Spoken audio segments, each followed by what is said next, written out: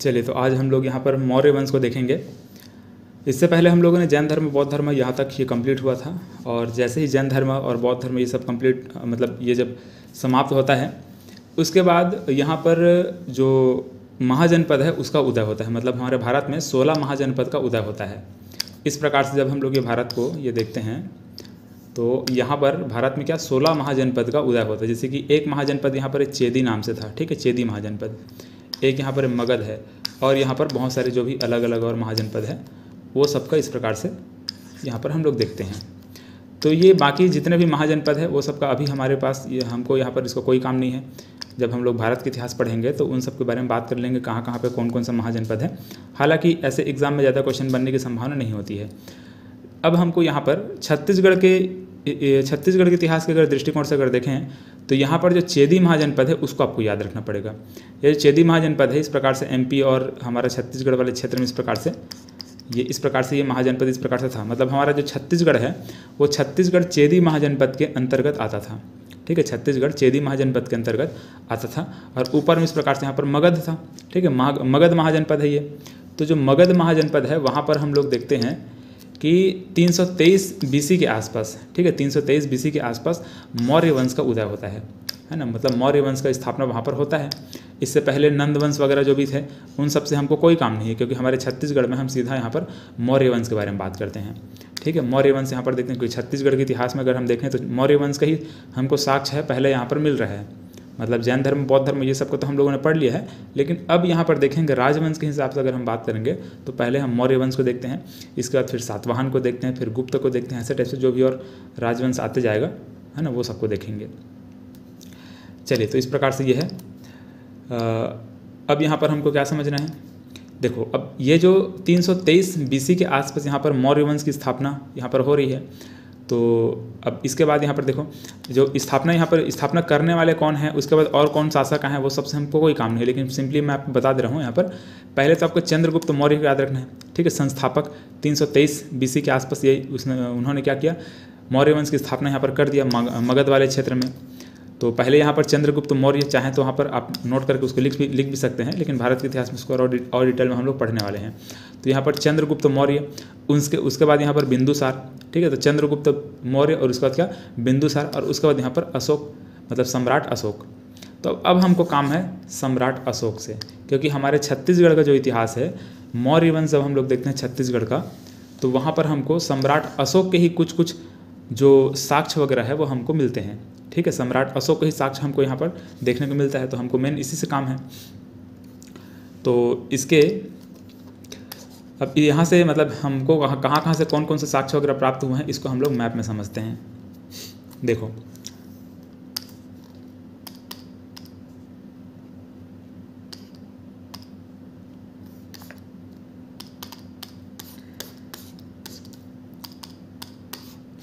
देखिए, तो छत्तीसगढ़ में जैसे कि हम बात करेंगे मौर्य वंश के साक्ष्य कहाँ से प्राप्त हुए हैं। तो कुछ सिक्के प्राप्त हुए हैं, और कुछ एक दो ठो जगह है जहाँ से हमको कुछ वहाँ से साक्ष्य वगैरह प्राप्त हुए हैं। जैसे कि यहाँ पर देखो, सबसे पहले तो आपको याद रखना है यहाँ पर रामगढ़ की पहाड़ी।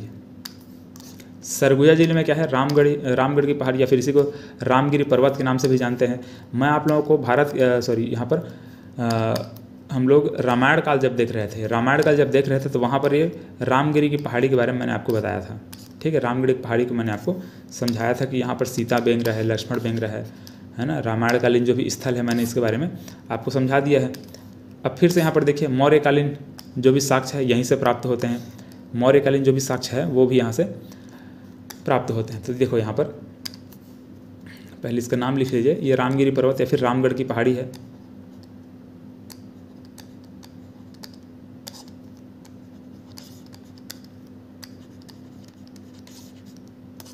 ठीक है, ये रामगढ़ की पहाड़ी। अब यहाँ एक आपको याद रखना है जोगी मारा, ठीक है, याद रखना क्या, जोगी मारा एक गुफा है।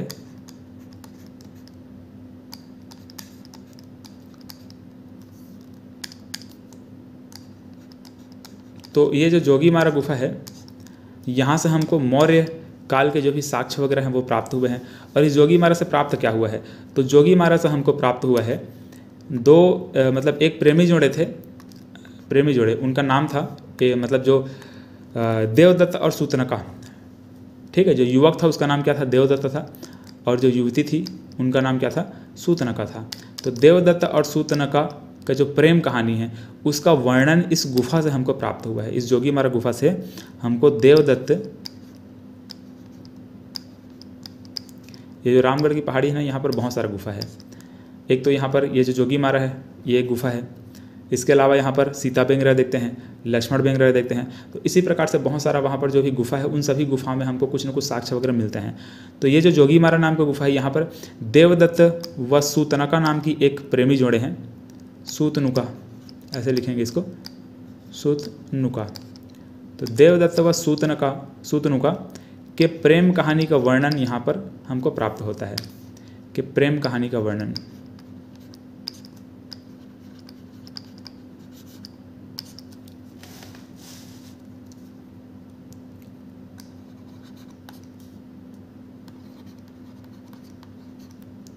और ये जो इनके प्रेम कहानी का वर्णन, मतलब ये जो गुफा है, गुफा के दीवार में, ठीक इस प्रकार से गुफा है, गुफा के दीवारों में इनका जो भी प्रेम कहानी इस प्रकार से यहाँ पर लिखा गया है। तो ये जो प्रेम कहानी लिखा गया है ये पाली भाषा, ठीक है, इसका भाषा क्या? पाली। किस भाषा में लिखा गया है? ये पाली भाषा में लिखा गया है, और जो लिखा गया है वो ब्राह्मी लिपि में है, ठीक है, पाली भाषा व ब्राह्मी लिपि।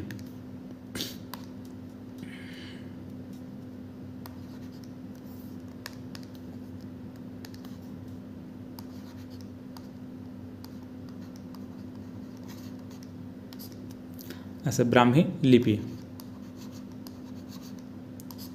तो पाली भाषा और ब्राह्मी लिपि में यहाँ पर ये जो प्रेम कहानी हमको यहाँ पर वर्णन देखने को जो मिलता है जोगीमारा गुफा में, वो लिखा गया है। तो इसमें आपको 2-3 पॉइंट क्या याद रखना है। सबसे पहला पॉइंट तो कि देवदत्त और सूतनका के प्रेम कहानी का वर्णन है। दूसरा, वो जो प्रेम कहानी लिखा गया है वो पाली भाषा में और ब्राह्मी लिपि में लिखा गया है, ठीक है। इसका लिपि क्या है और या फिर जो भाषा क्या है ऐसे पूछा जाएगा, तो यहाँ पर इस प्रकार से इसको याद रखना पड़ेगा आपको। चलिए, इसके बाद देखिए यहाँ पर अब दूसरा आपको याद रखना है, ठीक है। ये तो जोगीमारा तो हो गया। इसके बाद याद रखना है सीता बेंगरा।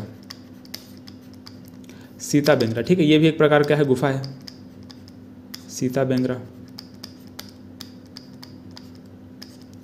तो ये जो सीता बेंगरा है, अब इसके बारे में आपको क्या याद रखना पड़ेगा।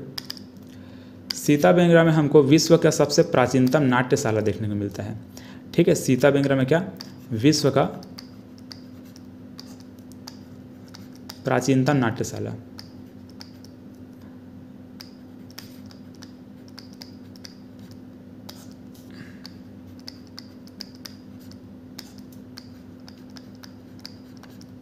ये इस प्रकार से, ठीक है। अब देखो, ये विश्व का प्राचीनतम नाट्यशाला, ये किस आधार पर हम लोग बोल रहे हैं इसको?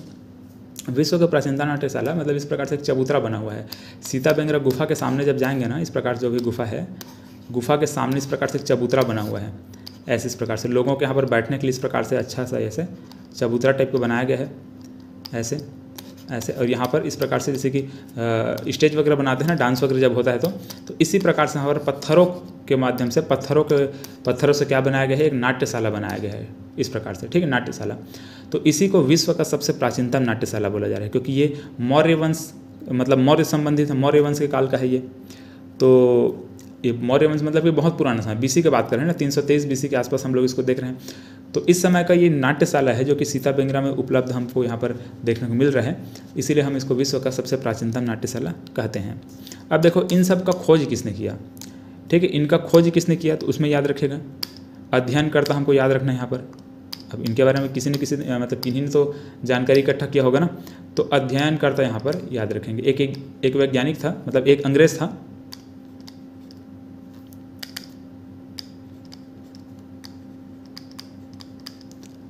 ठीक है, अध्ययन करता है ऐसे।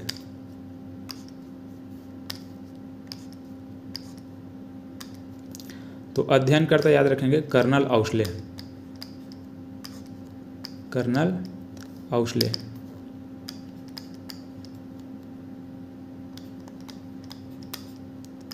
इन्होंने ये सीता बेंगरा और जोगीमारा जो गुफा है, इसमें जो भी यहाँ पर हमको साक्ष्य वगैरह देखने को मिल रहे हैं, देवदत्त सूतनका प्रेम कहानी का वर्णन, और यहाँ पर सीता बेंग्राम विश्व की प्राचीनतम नाट्यशाला, ये सब जो भी चीज़ें हमको देखने को मिल रहे हैं, ये इन्हीं ने मतलब कर्नल औसले के द्वारा ये सब चीज़ खोजा गया था। ठीक है, 1848 ईस्वी के आसपास। देखो ये ईस्वी में हम लोग बात कर रहे हैं ना, जबकि मौर्य वंश हम लोग देखते हैं तो बीसी में देखते हैं। तो ये जो अध्ययनकर्ता कर्नल औसले हैं, अंग्रेज वैज्ञानिक है, मतलब ये अध्ययन करता है, इन्होंने 1848 ईस्वी में ये सब चीज़ों का खोज कर लिया था।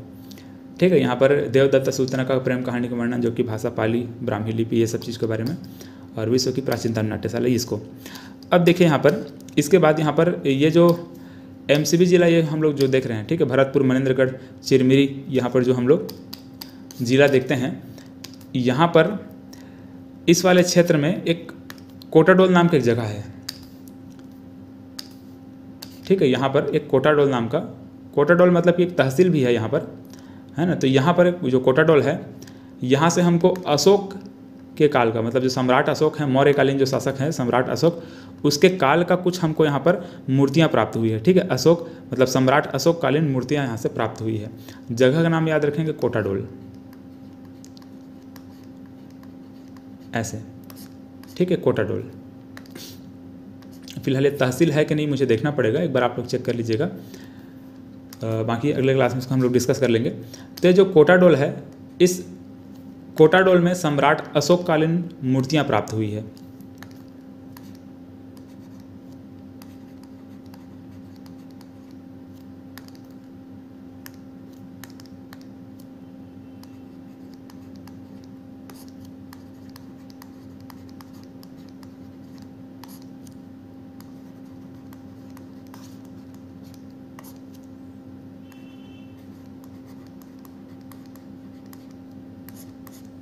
इस प्रकार से। ठीक है, तो सम्राट अशोक कालीन मूर्तियाँ कहाँ से प्राप्त हुई है? कोटाडोल से प्राप्त हुई है। ठीक है, यहाँ पर भरतपुर, मनेंद्रगढ़, चिरमिरी जिला से, MCB जिला से। तो ये इस प्रकार से दो जगह है।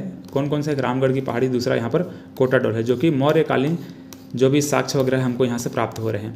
अब इसके बाद आपको याद रखना पड़ेगा सिक्का। ठीक है, जितने भी जो सिक्के हैं उनके बारे में याद रखना पड़ेगा। तो पहले तो साइड में यहाँ पर सिक्के लिख करके इनके बारे में थोड़ा सा बेसिक जो भी जानकारी वो सब हम लोग लिख लेते हैं। तो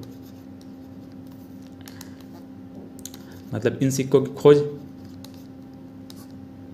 किसने की, ये सब चीज़ को यहाँ पर देख लेते हैं। देखो, तो जो भी सिक्के हैं, तो पहले तो आपको याद रखना पड़ेगा, ये जो भी सिक्के हैं इसके जो खोज करता है, हमारे छत्तीसगढ़ में जो भी सिक्के प्राप्त हुए हैं उसको खोज करता रमेंद्रनाथ मिश्र, याद रखेंगे।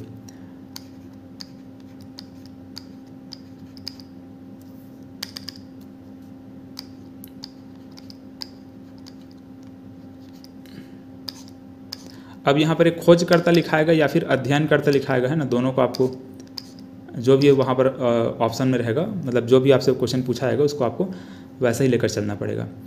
तो ये जो रमेंद्रनाथ मिश्र हैं, इनके द्वारा ये जो भी सिक्के हैं 1969 और 70 के आसपास इनका खोज किया गया। ठीक है, या फिर इनके द्वारा अध्ययन किया गया, ऐसे आप कह सकते हैं। तो ये जो सिक्के हैं, कौन कौन से सिक्के हैं, कहाँ कहाँ से प्राप्त हुए हैं? तो सबसे पहले तो देखिए, हमारे जांजगीर चांपा, बिलासपुर और रायपुर वाला क्षेत्र है। ठीक है, तो ऊपर में जैसे इस प्रकार से हम लोग क्या देखते हैं, पहले यहाँ पर जांजगीर चांपा के बारे में बात कर रहा हूँ। ठठारी, अकलतरा पहले, ठीक है, अकलतरा,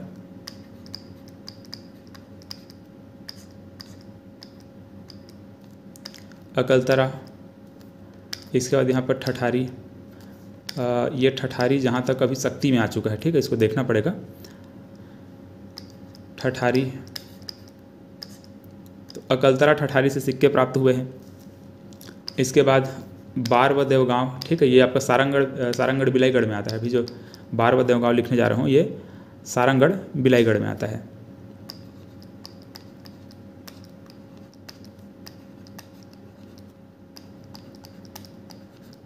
अभी मैप में भी आपको मैं समझा दूंगा, है ना। यहाँ पर ये ठठारी आपका शक्ति में चला गया। ठीक है, इसको लिख लेंगे। और यहाँ पर जांजगीर चांपा में है अकलतरा। तो बार व देवगांव ये तो शक्ति, ये तो आपका सारंगढ़ बिलाईगढ़ में है। अब इसके बाद एक और जगह आपको याद रखना पड़ेगा, रायपुर में है ये जगह। 3 जगह यहाँ पर एक साथ मैं तीनों को लिख दे रहा हूँ। तारापुर है,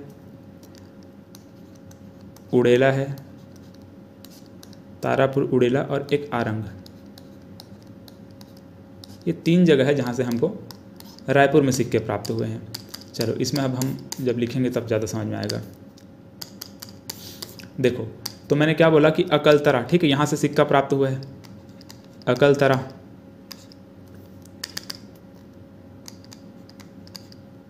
ठीक, जांजगीर चांपा क्या, अकलतरा। ठठारी, शक्ति जिला का क्या, ठठारी। हाँ, इसके बाद यहाँ पर बारवा देवगांव मैंने बोला, ये बारवा देवगांव।